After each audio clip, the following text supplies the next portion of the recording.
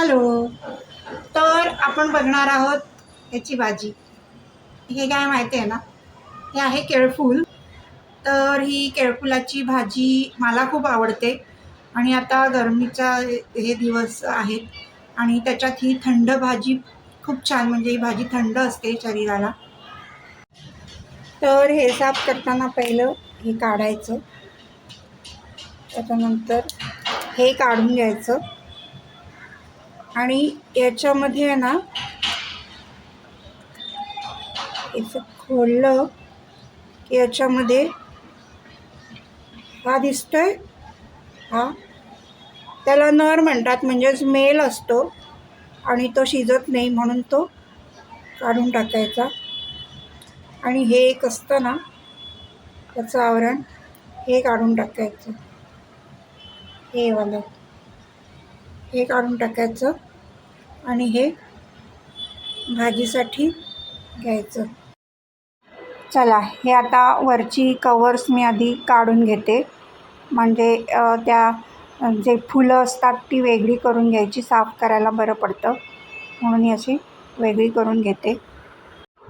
जोपर्यंत इझिली निघते तोपर्यंत ते वरची आवरण काढून घ्यायचं, वरचं जे कवर असतं, अगदी जोपर्यंत निघतं आहे तोपर्यंत.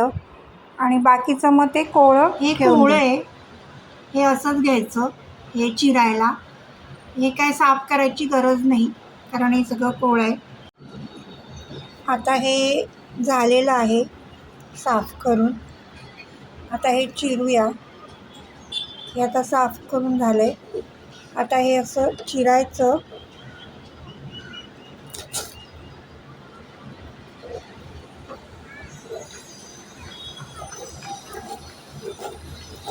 बारीक, आणि याला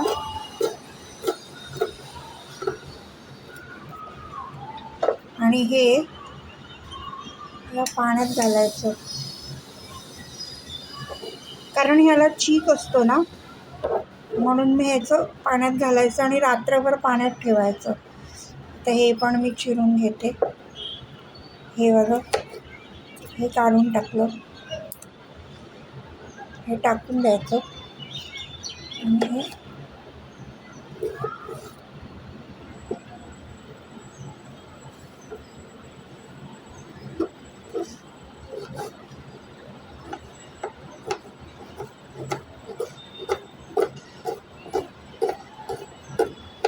ह्याला चीक आहे हा असा, म्हणून ते असं येते. म्हणून ते भाजी रात्रभर पाण्यात ठेवायची, म्हणजे ते चीक आहे ना पाण्यात सगळा उतरून जातो आणि मग भाजी चांगली होते, चीक लागत नाही.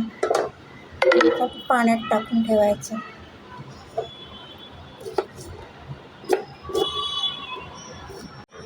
आता हे पाण्यात ठेवलं आहे आणि याच्यासोबतच ही तूर डाळ, तीसुद्धा मी भिजत ठेवणार आहे. हे दोन्ही आणि हे पण तूर डाळ पाणी टाकून हे आता रात्रभर भिजत ठेवून देणार. आता सकाळी ही भाजी करायला घेतली मी, तर तेल तापलं की त्याच्यामध्ये मेथी घालायची फोडणीला. मेथीचा स्वाद या भाजीला खूप छान येतो आणि तशी मेथी आरोग्यदायी पण आहे, त्यामुळे मेथी घालायची, खूप छान लागते मग चव मेथीची. त्याच्यानंतर आपलं नेहमीचं मोहरी, जिरं, हिंग, हळद, तिखट हे जे आहे ते फोडणीला घालून घ्यायचं. आणि भाजी जी आपण भिजवून ठेवलेली असते ती परत एकदा 2-3 वेळा चांगल्या पाण्यातनं स्वच्छ धुवून घ्यायची, म्हणजे चाळणीतून चाळून अशी, मग सगळा चीक निघून जातो. आणि मग ती गाळून घेतलेली भाजी ती घालायची फोडणीला. त्याच्यानंतर तुरडाळ घालायची. आता तुरडाळ का, तर तुरडाळीमुळे ना चव पण येते आणि भाजी मिळून येते, कारण नुसतीच केली ना तर ते चोथापाणी होऊन जाईल. आता काहीजणं काळा वाटाणा घालतात, पण मी तुरडाळच घालते कारण ती आजी करायची तशी, आणि त्यांनी चव पण छान येते, भाजी मिळून येते. मग हे सगळं टाकून झालं तुरडाळ वगैरे, किंवा आपल्याला जेवढं हवं तेवढं म्हणजे पाणी घालायचं. पाणी हवं तेवढं म्हणजे खूप जास्त नाही घालायचं, म्हणजे भाजी बुडेल इतपतच पाणी घालायचं. ही भाजी कशी सुकी छान लागते, म्हणजे रस्सा नाही हिचा चांगला लागत. तर सुकी छान, म्हणून तेवढं पाणी जेवढं भाजी बुडेल इतपतच घालायचं आणि झाकण ठेवून द्यायचं वाफ काढायला.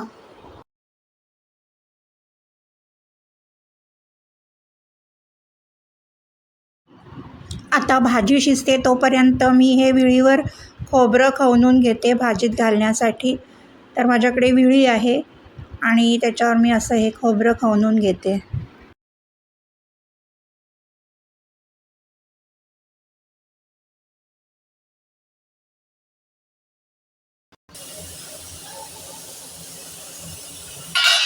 आता भाजी शिजली की नाही टेस्ट करायची. पहिलं डाळ बघायची शिजले की नाही. तर डाळ छान शिजली की मग त्याच्यामध्ये गोडा मसाला घालायचा. आता याच्यात धणा जिरा पावडर आवडत असेल तर तेही तुम्ही घालू शकता, पण मी घरचाच गोडा मसाला तयार केलेला तो घालते. त्याच्यानंतर गूळ घालायचा, मीठ घालायचं चवीपुरतं. आता तुम्ही म्हणाल गूळ का, तर ही भाजी थोडीशी अशी थोडी गुळमट छान लागते. आपण मेथी घालतो ना तर ती कडू आणि गोड अशी खूप छान लागते भाजी. तुम्हाला नसेल आवडत तर नका घालू गूळ, पण मला आवडतो ह्या भाजीत गूळ. मग गूळ घालून घ्यायचा आणि परत एकदा हे सगळं मिक्स होण्यासाठी वाफ काढण्यासाठी ठेवून द्यायचं. नंतर वरून ओलं खोबरं घालायचं आणि जरा परतून परत थोडंसं वाफेसाठी ठेवून एक 2 मिनटासाठी की झाली आपली भाजी तयार. पोळीसोबत, भाकरीसोबत, कशासोबतही तुम्ही खाऊ शकता. व्हिडिओ आवडल्यास जरूर लाईक करा आणि माझ्या चॅनलला सबस्क्राईब करा.